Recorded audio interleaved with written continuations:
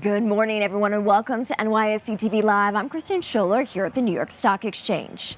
We begin the show with the breaking news late Sunday. Former U.S. President Jimmy Carter died at the age of 100 years old. Carter, who served as the 39th President of the United States from 1977 to 1981, was also awarded the 2002 Nobel Peace Prize for his work in finding peaceful solutions to international conflicts, advancing democracy and human rights, and prompting social and economic development. While in office, President Carter achieved numerous feats, including brokering the Camp David Accords, a noted peace treaty between Israel and Egypt. I had the honor of meeting President Carter while I was working internationally. In 2010, he was in Cape Town, South Africa, for a meeting of the elders, a group of world leaders coming together for good, and his kindness was apparent. Well, several current and former world leaders took to social media to remark on Carter's life, including President Joe Biden. Biden was an early supporter of Carter, and they became lifelong friends. Here's what Biden shared on social media. He wrote, quote, "Over 6 decades, Jill and I had the honor of calling Jimmy Carter a dear friend. But what's extraordinary about Jimmy Carter, though, is that millions of people throughout America and the world who never met him thought of him as a dear friend as well," end quote. President-elect Donald Trump posted on his social site, Truth Social, writing, "Those of us who have been fortunate to have served as president understand this is a very exclusive club, and only we can relate to the enormous responsibility of leading the greatest nation in history. The challenges Jimmy faced as president came at a pivotal time for our country, and he did everything in his power to improve the lives of all Americans. For that, we all owe him a debt of gratitude," end quote. And former President Barack Obama tweeting, quote, "President Carter taught all of us what it means to live a life of grace, dignity, justice, and service. Michelle and I send our thoughts and prayers to the Carter family and everyone who loved and learned from this remarkable man," end quote. The New York Stock Exchange will observe a moment of silence at 9:20 a.m. Eastern this morning before the market opens. Jimmy Carter, the 39th President of the United States, passed away at age 100. We will have more coverage on former President Carter throughout the show. Stay with us. We'll be back after a short break.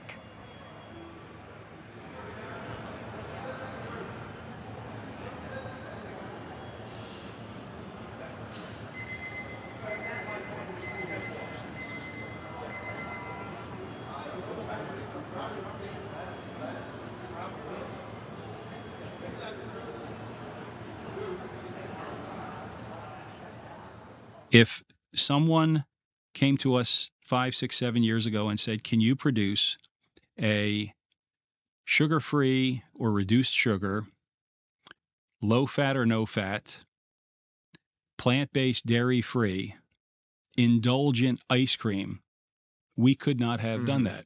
Today, we have the high-intensity natural sweetener to produce it with low to no sugar.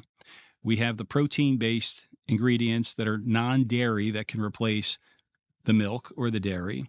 And we have the ingredients to help impart a very rich, creamy mouthfeel to make the product indulgent and also prevent ice crystal formation during freeze thawing. And so it's a capability that we've built that has made us much more relevant to more opportunities than we ever have had. The original stevia leaf extract products that came out, I'll call them the early generations, did though have, which is typical in early generation products, had a bitter or a licorice off taste associated with it. Since then, we've been able to develop through using natural stevia leaf extract, enzymatic conversions to isolate the best tasting stevia components. And honestly, they're really great tasting, clean tasting products that are still 300 times sweeter and give you that healthy opportunity to either reduce or completely eliminate sugar in a food product. And then we work from a texturizing standpoint to build back the mouthfeel that's lost when when sugar is replaced. And we call that build back texture.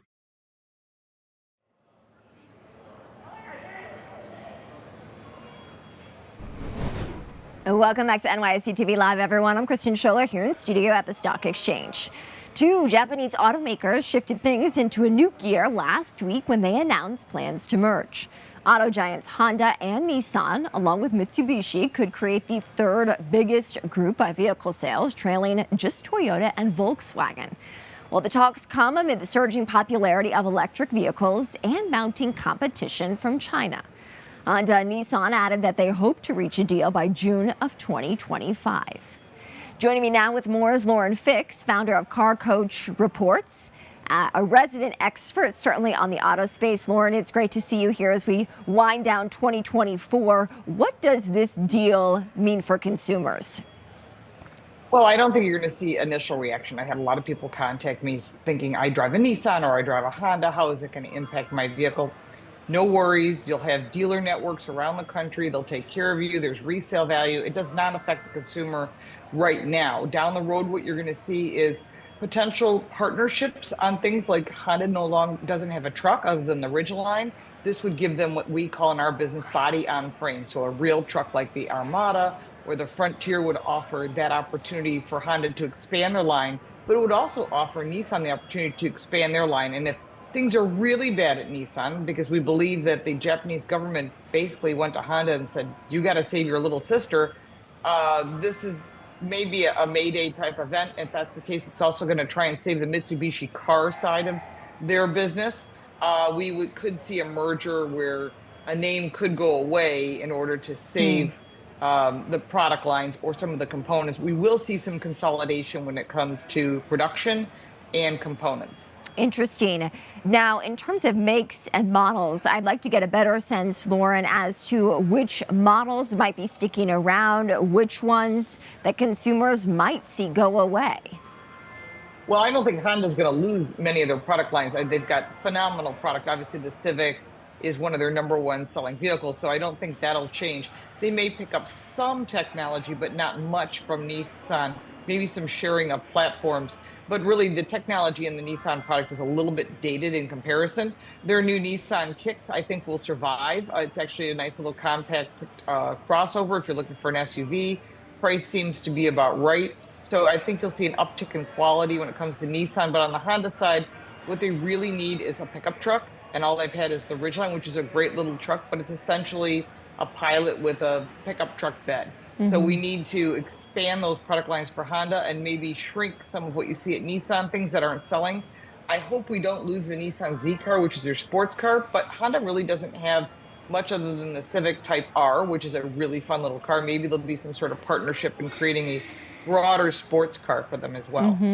Lauren, between this deal and, of course, changes in the new year with the new administration set to take hold on January 20th, how are you seeing shoppers' habits change in terms of the timeline of their purchases? Oh, people are keeping their cars longer for sure. We saw on average previous to COVID, you'd keep your car 10 years max. That was sort of the average car on the road. Now we're looking at 15 years. You've got high interest rates. You've got people concerned about potentially losing their job. The cost of literally everything being more expensive as you report on every single day. And so it makes people think, maybe I'll just keep what I have.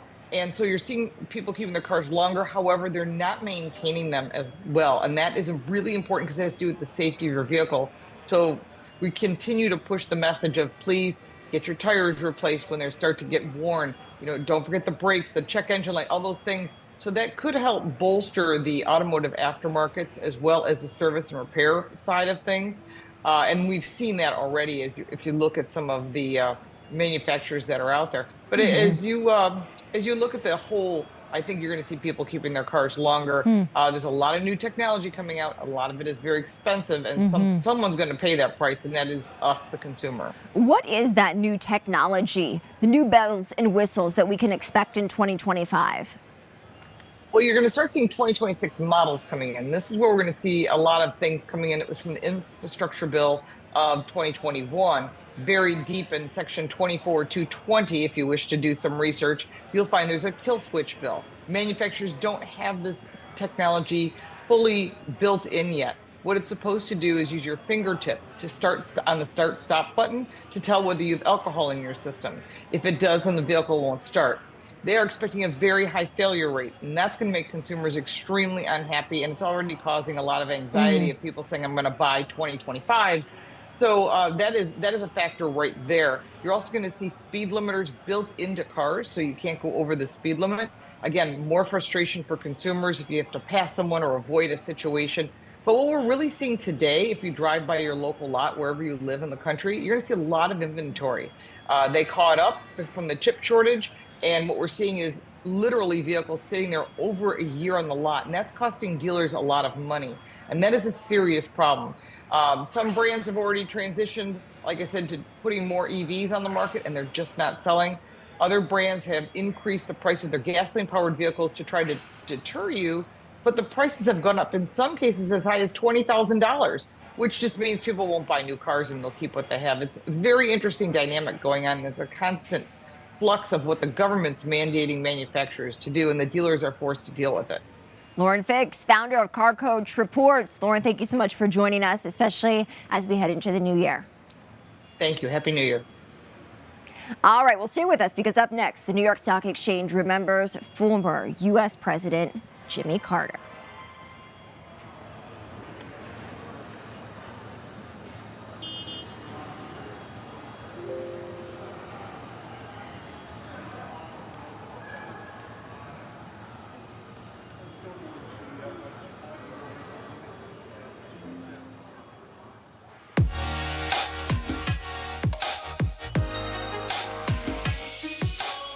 Gina, welcome to Floor Talk. It's great to have you on the show. Thank you. Thank you for having me, Judy. So, Gina, tell me, how has Bath & Body Works' focus on fragrance driven its success and customer loyalty for the past 30 years? It's been an incredible, incredible brand, and I'm so honored, actually, to be leading it for the last 2 years. This is actually my second-year anniversary, and the source of it has been just this incredible fragrance-forward positioning. And if you haven't, checked lately, fragrance is on trend for some time now, and we put fragrance in 12 to 13 forms. And what that means is we can have these beautiful candles, and that can be Winter Candy Apple, which, by the way, is celebrating its 25th anniversary today. So to your point about 3 decades of performance, but we can also put that in a foaming hand soap. We can put it in a pocket back hand sanitizer. We can put it in a fine fragrance mist. And while that seems simple, it is actually quite a feat to put a fragrance across all those different forms, and customers love it. They want to smell head to toe with fragrance. So it's a wonderful differentiated business model. Head to toe and home. True, right? So now you recently released your Q3 earnings. What were some of the highlights? We were really pleased with our third quarter. We beat expectations on the top and bottom line. We saw store traffic and conversion be positive and exceeding the benchmarks that we also track, which was great to see. We also had every major category grow. So that for us, that is body care, that is home fragrance, and that's soaps and sanitizers. So all growing. We had some great newness as well. We're known for our innovation and our newness. We did a collab. The one that we have out right now is Emily in Paris, which is great. Welcome back to NYSE TV Live, everyone. I'm Kristen Schuller here at the Stock Exchange. Many Americans will be participating in Dry January. That's where people give up alcohol in an effort to further their health goals after the holidays. Well, one company in particular, the non-alcoholic brand Athletic Brewing, recently launched its Athletic January campaign. The company says the campaign will involve conducting widespread sampling. That initiative sharing its brews at hundreds of activations, retail samplings, and community events across North America and the UK. The company As for Athletic Week takes place January 10th through the 17th, enabling customers to get a $5 rebate on one 12-ounce can or draft pour at U.S. retailers. Well, joining me now is Athletic Brewing co-founder Bill Schufelt to talk about this more. Bill, it's great to have you, and especially as the new year is approaching, how can people maximize January with your product? Hi, thank you so much for having me. Yeah, as you said, it's an exciting time of year, both from a company perspective and a consumer perspective. I've been there as a consumer. I was in the hedge fund world for 12 years. And winding down from the holiday season where it's excess, both in like drink and food, exercise habits fall off, and people very often turn the corner of the new year trying to get their year off to the right start with healthy habits. And stats show that upwards of 36% of US adults participate in a dry January, so to speak. And at Athletic, we're trying to make that athletic January and really flag that this is actually one of the most exciting times a year of discovery you can have. You don't have to like wean off drinking and go into this period of surviving the opening month of the year. We actually want to share with people that you can drink great beer every night of the week and feel great about it. And so we're out there sampling. We have case stacks all over the country in people's favorite grocery stores and retailers, just so they can be introduced to this like brand new wave of innovation in the beer category that fits the modern healthy lifestyle. How would you compare the taste and the feel of drinking a beer, a non-alcoholic beer with Athletic Brewing versus an alcoholic beverage? For sure. So we describe it as without compromise. Our co-founder, John Walker, who's also our brewmaster, really reinvented the way non-alcoholic beer is made. We took a lesser than product that was totally penalty box and reinvented how it's made and put it on the same level as great alcoholic beer. But the great thing is it comes at a fraction of the calories, it comes at full taste, full experience. So rather than suffering through your weeknight meals or weeknight occasions with just a water or a sugary soda to pair off with your dinner, you can have a great beer and feel good about it and not miss your morning workout and feel good the next day. How does moderation factor into this? I see, Bill, that moderation is also part of the campaign. Moderation's a mega trend, and especially in younger generations. Part of it is that there wasn't availability of these great beverages 10 years ago. When I was in my financial career, if I wanted to go out and socialize with friends or colleagues after work, there was no option to be social and be in those moments and not drink. And now there are. And so availability is part of it. Information at people's fingertips is another. This is the first generation turning legal drinking age in the past 5-10 years, where there's really good health information and fitness wearables, and they're bombarded with information about the effects of alcohol. And so we are seeing Gen Z and millennials choose to be more moderate more than any other generation. Upwards of 49% of Gen Z will take part in a dry January this year. Where does the brewing physically take place? So that's also a huge part of Athletic Brewing. We reinvented how non-alcoholic beer is made, but then we built the first brewing facilities dedicated to just the production and quality of non-alcoholic beer in this country, where it's a very contract brewed and outsourced and imported category. Athletic Brewing has put well over $100 million into U.S. manufacturing. We have almost 300 full-time teammates dedicated to the quality of non-alcoholic beer, which is a huge departure from what most of the industry is. Most of the industry outsources their production. A lot of these brewers don't even know how their beer is made to begin with, the most important thing. So Athletic is totally differentiated on quality, and that shows up in Global Taste Awards, where we've won well over 100 prestigious global awards in the last 5 years. What's the price point, Bill, that consumers expect to pay for one of these, and where can they get their hands on one? So it's very much in line to maybe slightly cheaper than alcoholic beer.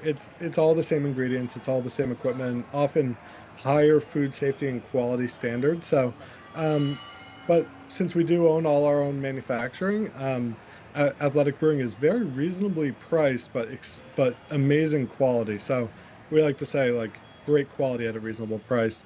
And we're available at most retailers across the country. Easiest way is to check athleticbrewing.com and find a store near you on our store finder. Bill Schufelt, Athletic Brewing co-founder. Bill, thank you so much for joining, and Happy New Year to you. Thank you so much. Happy New Year.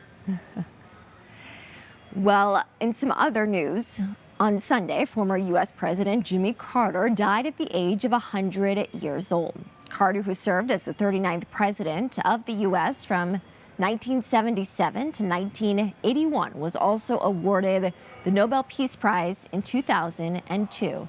Let's take a listen to the moment of silence.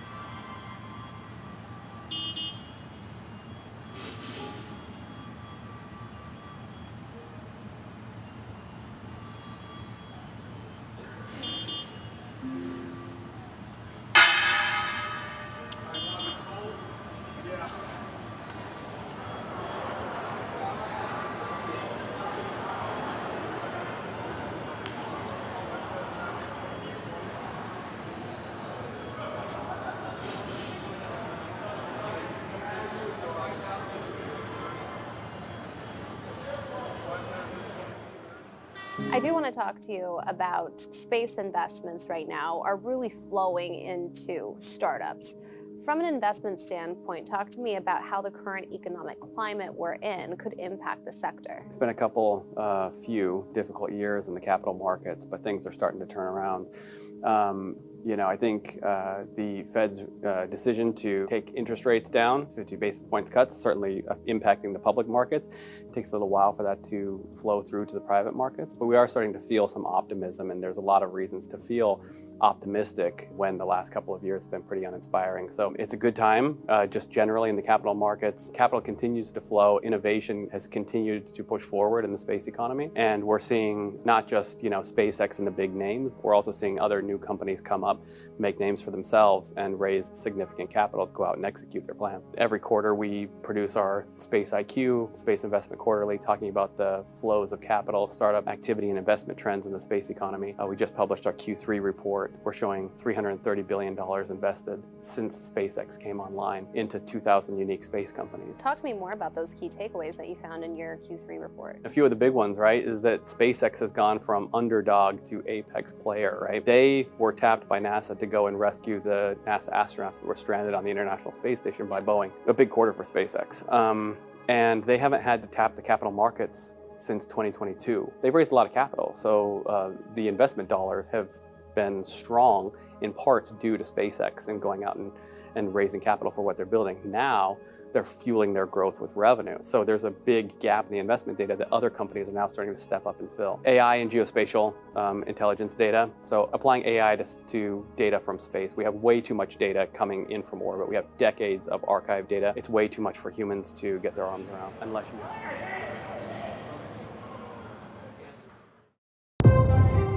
Together, we built something truly beautiful in the true iconic notion of what America is all about. This is our task, this is our mission. We have a clear focus and we have the ability to be agile and innovate. It takes years of dedication to get us to this milestone. It is all because of you. Never doubt that a small group of thoughtful, committed citizens can change the world. It is the only thing that ever has. To be a woman leader, it's not so easy, but it's easy if the passion and the love is coming from your heart. The New York Stock Exchange is the symbol of what America is all about. Potential of capitalism, the potential of an American dream. The only way you can move a society forward is a true expression of freedom.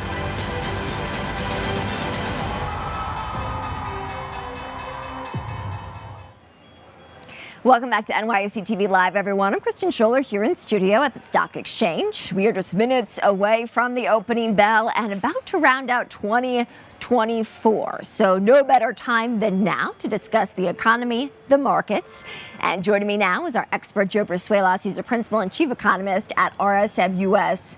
Joe, always a pleasure to have you, especially as we look to start 2025. Yeah, so you know what? I think we're going to have a pretty good economy. It's got a real tailwind heading into the new year. So our forecast, our baseline forecast, which we attach a 55% probability, is the economy is going to grow at about 2.5% next year with risk to the upside. We're expecting 4.2% on average for the unemployment rate. We expect about 120 to 130,000 jobs per month to be added. A little bit slower than the pace we're used to, but that really accounts for where we're at in full employment. Now, on the financial side, we do expect the U.S. 10-year to average 450 over the year. Now, that means we're going to trade between 430 and 470, but there is risk to the upside, and we do expect forays even above 470 towards 450 due to the underlying strength. Now, here's something that's real different compared to past years. For the first time in several years, the alternative to the baseline is not a recession. It's actually that the economy will grow at a 3% pace or greater. Now, what that means is that those 50 basis points of Fed cuts that we've all priced in for this year, that would not happen as we expect in our baseline forecast. Interesting. That means inflation is going to be a little bit stronger. In our baseline, we're expecting 2.2. Now, if we get 3% or above, you're going to see above 2.5% moving towards 3. Now, that's a very different situation than where we're in. And I think it's also important to remember that The long-term growth trend in the United States is around 1.8%. So neither our baseline or our alternative to the baseline, we're growing well above long-term trend. This is the economy we want, and this is the economy we need. And I want to be clear here. The only thing that we've priced in is that the 2017 Tax Cuts and Jobs Act is going to be rolled over. That forecast was not attenuated to any tax cuts that come with that. Interesting. Right, or any real relaxation of deregulation. So I do want to call out that alternative to the baseline. Interesting. We could get, if they get their stuff together in Washington and get things done early in the year, second half of the year could see very strong growth. What does that mean for the stock market? Okay, so I think what that means is that we all look at leverage. As a matter of fact, Kristen, my word of the year for 2025 is leverage. Interesting. If you looked at the Fed's minutes from November, you saw the word leverage mentioned 7 times. Wow. That doesn't have anything to do with the election. It's just we can see conditions coalescing where risk appetite is building. Yes. The proxies for leverage all have different credit spreads that we look at are all at or near all-time lows. Interesting. With the relaxed regulatory environment, you should expect risk appetite to build, deals to happen, mergers. This to me bodes well for the stock market outside of the Magnificent Seven or tech industry, which is almost its own separate universe at this point. So that is very optimistic, I think, and we should see a pretty good year in equity valuations in 2025. I'm curious, Joe, in terms of the rate cuts. It sounds like based on this forecast, no rate cuts are what you're predicting for 2025. No, we were predicting 50. You were predicting 50. But if this economy takes off, then we're going to maybe see no rate cuts. As it is, I don't think we even get the first chance of a rate cut until March, and that may be a little bit too optimistic at this point, given the tailwind behind the economy. You noted that this is the economy that we need. Yeah. Expand on that. So what's driving growth? Okay, it's household consumption, low unemployment, modest job gains each month, but most importantly, wage gains have been above inflation for over a year and a half. We're going to see a pickup in hiring and probably a pickup in wages. That's the first thing, right? So that's organic, that's good. It's sustainable under current conditions. Second, businesses are investing in themselves. We talked about the tech sector, NVIDIA and its ecosystem. Okay, firms are buying these chips because they intend to boost output in a cost-efficient way.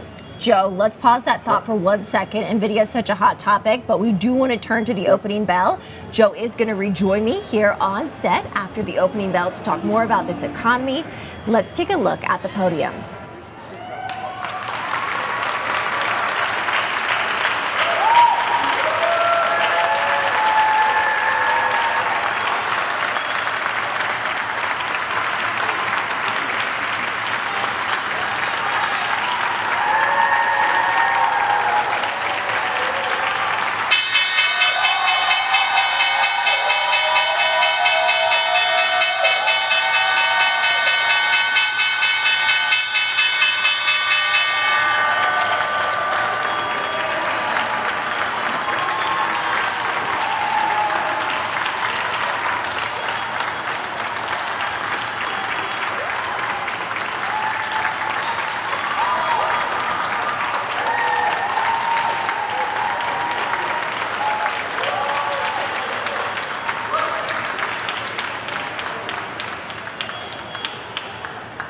All right, we are officially off to the races. The stock market open for trade. And what is the final trading week of 2024? We've got just 2 days left, today and tomorrow, of course, before 2025 is upon us on Wednesday.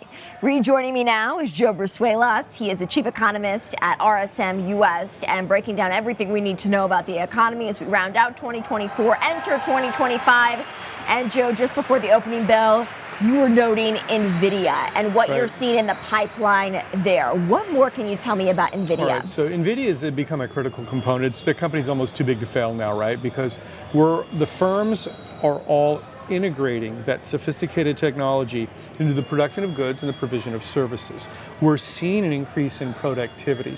That creates conditions whereby these valuations can be validated. But this is the year we're going to need to see it. So those things that are driving the economy, household consumption, fixed business investment and productivity enhancing equipment, software, and intellectual property. And then finally, there's a pretty big fiscal tailwind. Of course, those chip factories are going to come online this year. 2025 is going to be a very heady year for this economy. It's almost like we're going to pivot into this different world where we're going to have to prove it. Those valuations at NVIDIA, right? The government money that's been sunk into building those supply chains around those sophisticated chips. Yeah. We're going to need to see that happen. Now, that does suggest there's a little bit of risk out there around that, and it's good we acknowledge, talk about, and identify that risk. But my sense here is that we're going to be in that 2.5% to 3% growth range next year. If things really happen, then we'll be above 3%. Those are good first world problems to have, Kristen. They are very good. Indeed, Joe. What does that mean, or tell us perhaps about the broader picture, the international landscape, even for some of these emerging markets? Okay, so the U.S. is going to outperform again. Now, this will be a number of years now where the U.S. is just in its own space compared to its peer G7 group. Policy tailwind, the growth in the interest rate differentials have created conditions whereby we've got an incredibly strong dollar right now. That's attracting capital into the United States like a magnet. If you took a look at capital flows through mid-year, capital flows into the U.S. were larger than the next 12 economies combined. Think about that for a second. Now that's good for us. We have investment needs. But in emerging market land, well, that may cause some issues.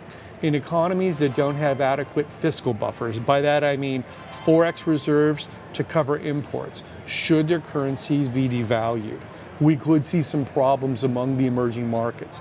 The greater global economy, we're expecting growth around 2.3 to 2.5%. Well, that's good in the United States. That's a disappointment globally. It's because China's having a significant problem. India's actually slowed down unexpectedly, I think due to their overvalued currency, right? And then there's already adjustments going on in emerging markets. We'll have to wait and see how this plays out and if that creates stress in equity markets across the globe and if that bleeds into the United States. And that's one of the risks ahead in 2025. Joe, I also want to ask you about President Jimmy Carter, of course, dying at the age of 100, the longest living former U.S. president, passing away on Sunday. There's been a lot of talk about his legacy that he leaves behind and the life that he lived. Talk to us about the economy that Carter was grappling with while he was in office. He quite simply had the most difficult economy since the Great Depression. He inherited an economy that was stuck in the throes of stagflation, economic stagnation, and incredibly high inflation. We've just come out of a period where inflation went to 9%. This was nothing compared to what they dealt with. And he really drew a very bad hand in terms of that. And he suffered for it. That economy, I have to tell you, was a time where Americans' living standards were declining in real terms because of not just the slow growth, but slow wage growth, which was eaten away by that inflation. I was just a kid, and I can remember 1978 and the gasoline crisis and oil crisis that we had because of what was going on with the situation with the Middle East and Iran. My dad used to pull up to the gas station, and it may take an hour and a half to 2 hours, right? And I remember sitting in the Volkswagen thinking, what is this? It's hard to believe in the United States that things like that actually existed, and they did. And it gives us some perspective about where we're at and our very first world problems we have now compared to this hard and long structural adjustment that the United States economy went through between really, the early 1970s and the early 1980s. If when we talk about lost decades, President Carter covered 4 of those years of that lost decade. Such a remarkable legacy that he leaves behind, a life that he lived, including in poverty at one point, and a U.S. president that we will honor throughout the day here at the New York Stock Exchange. Joe Brusuelas with me in studio. He's the principal and chief economist at RSM US. Joe, always a pleasure, especially as we look to start 2025. Thank you. Thank you. All right, well, stay with us because up next, a recent survey talking about Americans and their finances, how they feel about their personal finances entering the new year, and the person behind that study will join me with the numbers up next.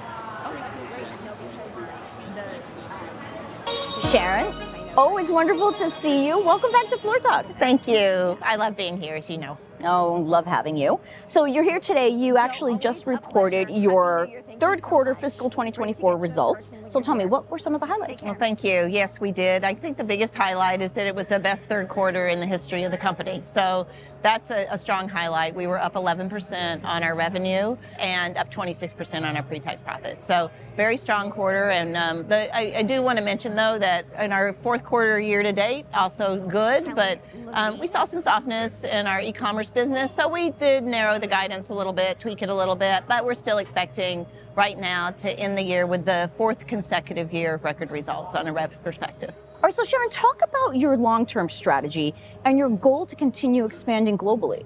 Our founder, Maxine Clark, who started the company well over 25 years ago at this time. And by the way, this is our 20th year on the New York Stock Exchange. But she always said that a hug was understood in every language, particularly a teddy bear hug. And the experience is such an important part. It's the way so many of our guests and our customers often meet Build-A-Bear, if you will, for the first time, is to come in and make their own bear. So that piece of the puzzle is important.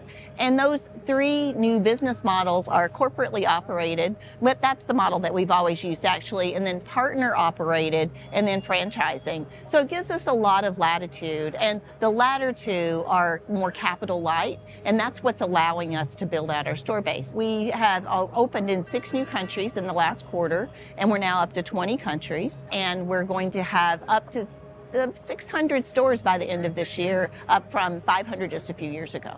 Very exciting, very exciting. So tell me, are there any new partnerships you've had this year? Anything you want to share?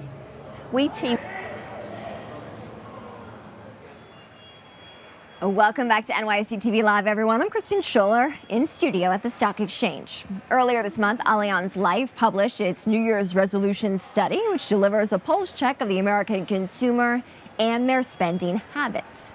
Well, some of the biggest headlines from the study include 41% of participants saying that they're more stressed about their finances than last year. 38% of people say that financial stability is their top focus in 2025. And 35% of participants believe that their overall financial situation will be better next year. Well, joining me now with more is Kelly Levine, VP of Consumer Insights at Allianz Life. Kelly, thank you so much for joining. And as we get ready to start 2025, what is your recommendation to viewers based on these results?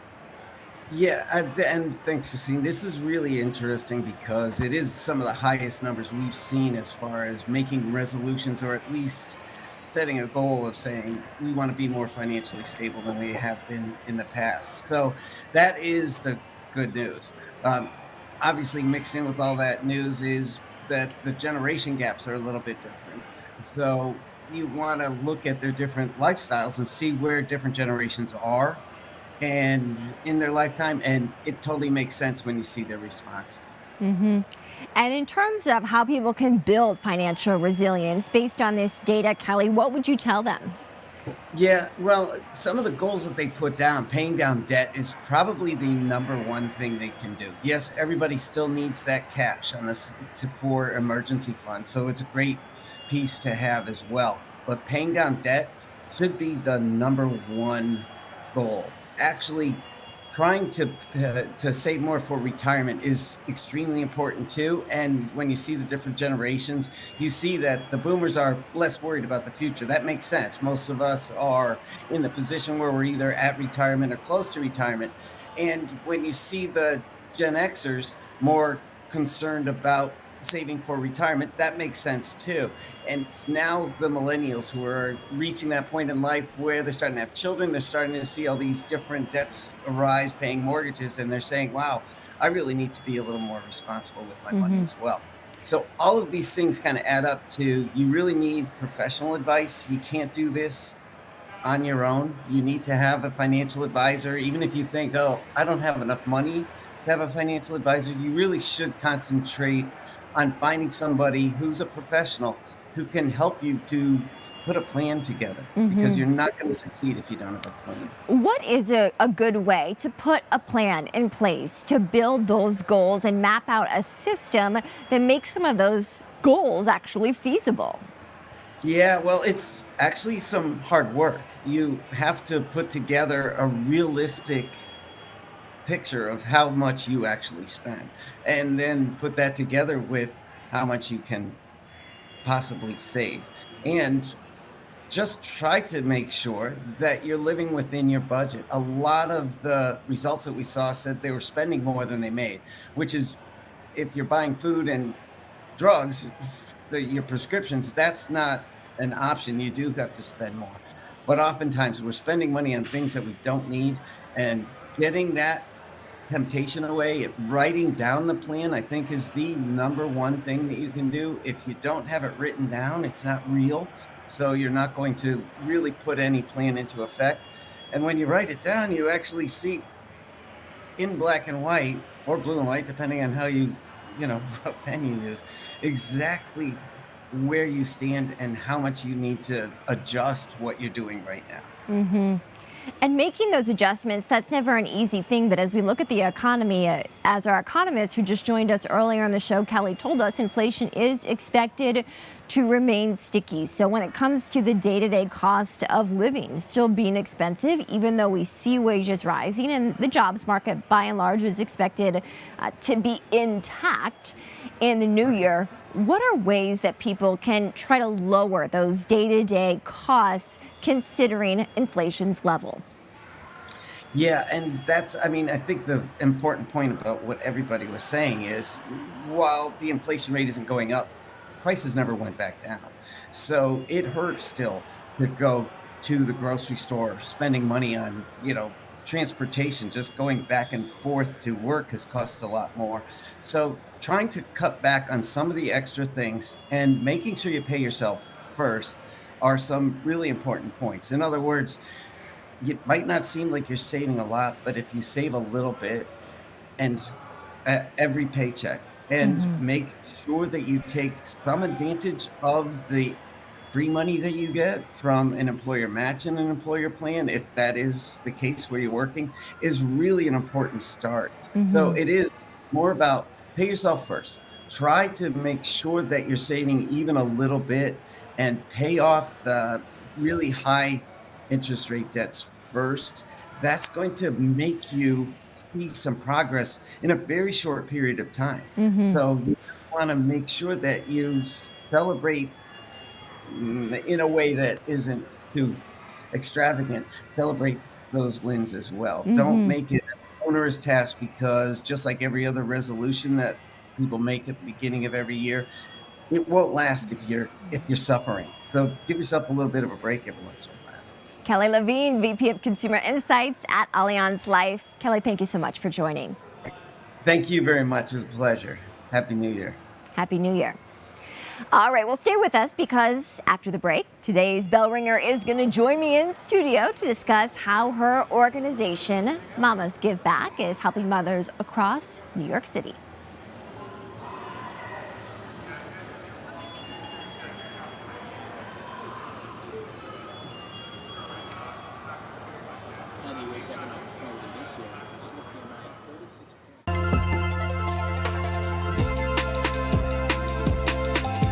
So at Daily Pay, we're really tackling the paycheck to paycheck cycle that so many people are living in.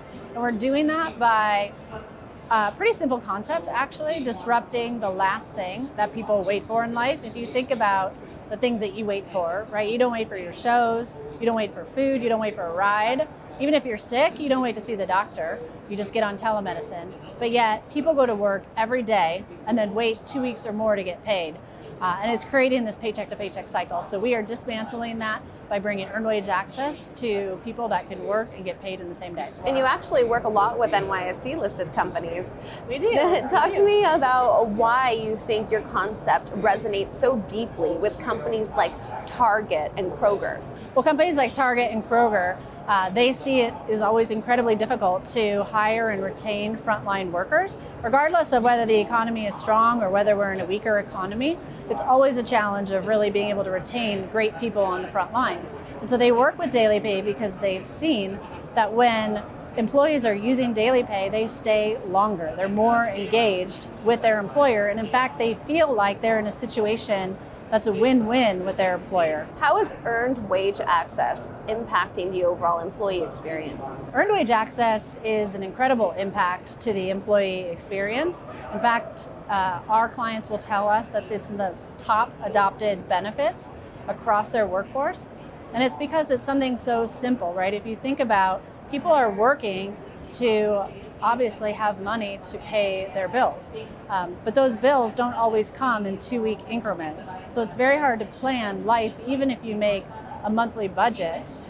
If your rent is due before your payday, right, that's not helpful. Welcome back to NYSE TV Live, everyone. I'm Kristen Scholler here in studio at the Stock Exchange. Well, stock trading underway, kicked off at 9:30 a.m. Eastern. That's, of course, as we are officially in our final trading week of 2024. There's a live look at the Dow, but this year we see the Dow and the S&P up double digits, not too far from record highs. Earlier this hour, NYC Mamas Give Back rang the opening bell to celebrate its 10th anniversary of founding. The organization's executive director, Sylvia Rutherford, joins me now in studio. Sylvia, welcome. Thank you for having me. Congratulations. Thank you so much. What is your organization all about? We are a group of volunteers that collect and then distribute essentials for families in need with young children all across New York City. And how are you working toward that mission this holiday season?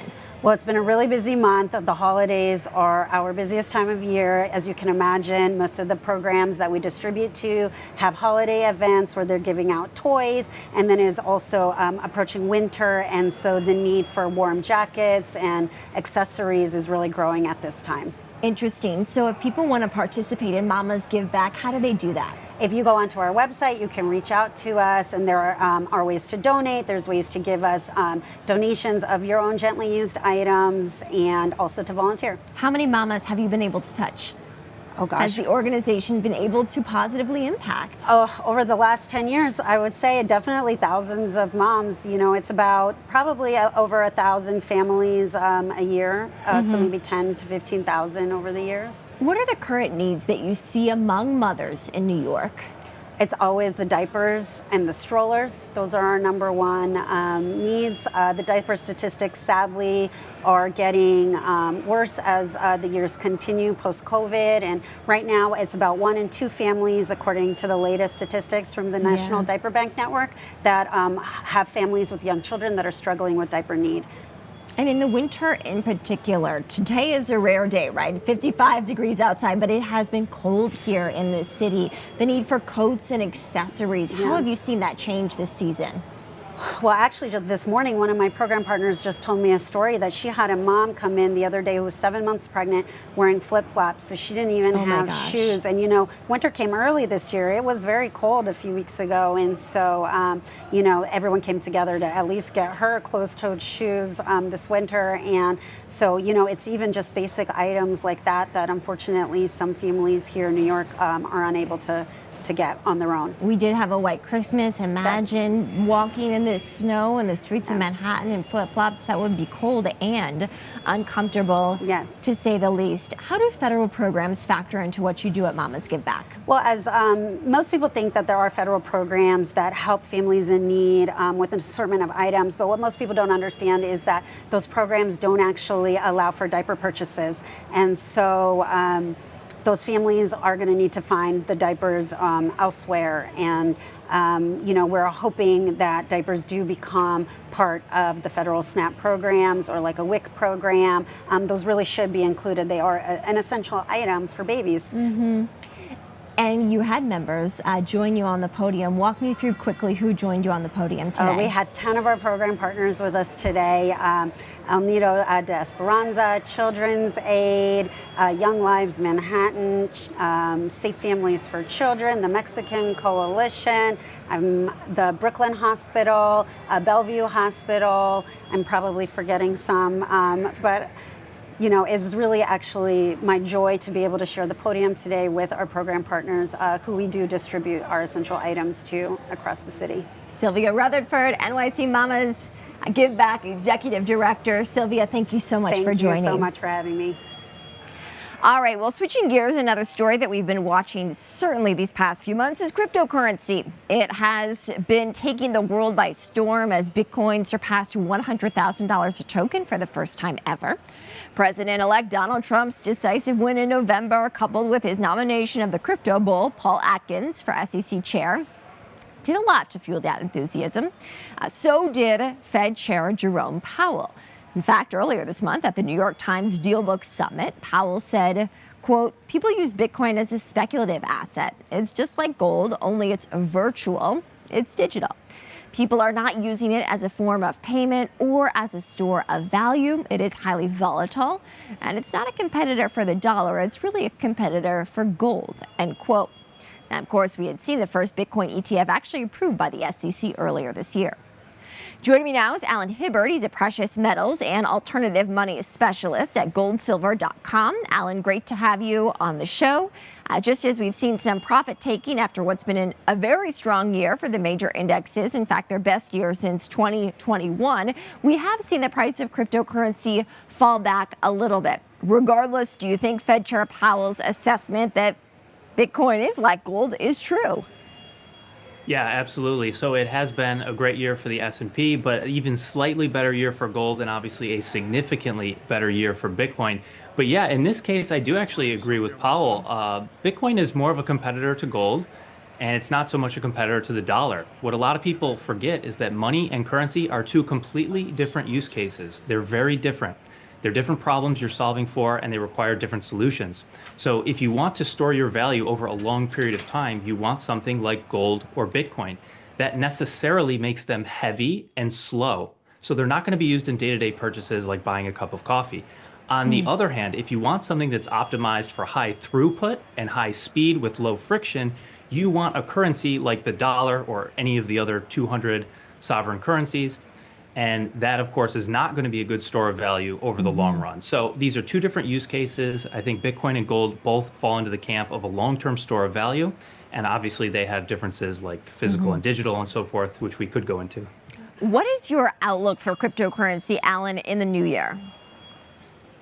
Well, mostly I focus on Bitcoin. I used to focus on other cryptos as well until I realized that almost all of them are currencies, like I mentioned, like the dollar, and the exception is Bitcoin. So Bitcoin is more akin to gold. It's a long-term store of value, whereas every other cryptocurrency is more like a sovereign fiat currency, or it's like airline miles or reward points, like you might have Kohl's Cash, right? They all fall into the same category of being a currency that's controlled by a central entity that maybe has a use case, but maybe doesn't. And so I'm not too interested in focusing on all those different currencies and their individual idiosyncrasies. I focus more on Bitcoin, and it is going to be a huge year for Bitcoin. 2025 is going to be explosive. Interesting. Now, in terms of precious metals, do you have the same forecast for that group as well? Yes, I do. I focus on Bitcoin, gold, and silver primarily because they are three forms of money. And silver did about the same as the S&P, gold slightly better, and Bitcoin the best of all three. And I expect 2025 to look very similar. So I think it'll be a very strong year for gold and silver, and even bigger year for Bitcoin. How does the incoming Trump administration and a red sweep in Washington impact your outlook? Well, this might be controversial, but on the long arc of things, I think it's just noise, and I think it's kind of indifferent. I know that's really controversial in the Bitcoin community, but what's going to happen with Bitcoin is inevitable. It's just like if Trump had had two terms back to back, something would have happened. If we had someone in between like Biden, something would have happened. If it wasn't Trump, something would have happened. But eventually, Bitcoin is going to be adopted by the United States government. It's going to be adopted by every government around the world. It's just a matter of time. And if it happens in 4 years, 8 years, 12 years, 16, it doesn't really matter. The world is moving in one direction. It's the best money the world has ever seen, and capital is going to flow that direction, whether it happens quickly or slowly. It's only a matter of time before everyone realizes it. So the sooner you educate yourself on what money really is and why Bitcoin is so good, the sooner you can position yourself to take advantage of that. Alan, here's what I want to hear from you on as we talk so much about it from an investment or a trading perspective. How are people going to be using this in their real life? Yeah, a long-term store of value. So ironically unsexy to hold Bitcoin, just like it's unsexy to hold gold. You sort of buy it and you forget about it, and that's how you use it. The use case is holding it, unlike a currency where the use case is spending it. So the use case of a currency is for it to move, and people often brag about how fast their currency is and how low the fees are. That's the use case, but holding on to a currency does you absolutely nothing. You don't want to hold a currency for the long term. However, gold and Bitcoin, the use case is literally holding it. And when you're done using it, you give it to someone else and they use it to hold it for the long term. So we're not going to use Bitcoin in our daily lives. We're going to hold it and forget about it, and that's using it. Alan Hibbert, thank you so much for joining. Alan is a precious metals and alternative money specialist at goldsilver.com. All right, well, as we look to round out trade for 2024, this week it will be another holiday shortened week with that 2025 trade officially starting on Thursday. The stock market will be closed on Wednesday, so you won't see us on air. It'll be quiet here, of course, for the holiday, but we're looking at solid gains across the board, not just for cryptocurrency, as Alan was sharing, but also the S&P 500 up about 25% this year. The Dow also up double digits, fueled by growth and, of course, a big post-election rally. That's going to do it for today's coverage on NYSE TV Live. I'm Kristen Scholler. Thank you, as always, for watching, and we'll see you back here tomorrow morning.